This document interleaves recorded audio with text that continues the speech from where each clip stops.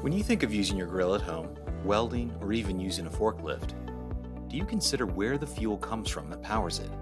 Compressed gas cylinders are so common throughout our personal and professional lives that we rarely acknowledge them. They are used in a variety of applications and industries, from cooking equipment to welding and metal fabrication, as well as construction, healthcare, and laboratory research, just to name a few.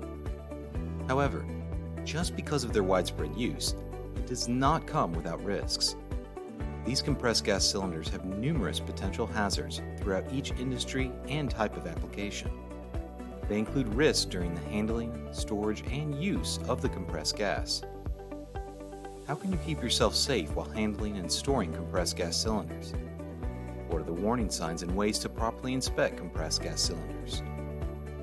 Welcome to the Compressed Gas Cylinder Orientation Training. During this course, we will cover the following learning objectives: handling, usage, and storage, labeling and identification, inspection and maintenance, transportation, safety plan.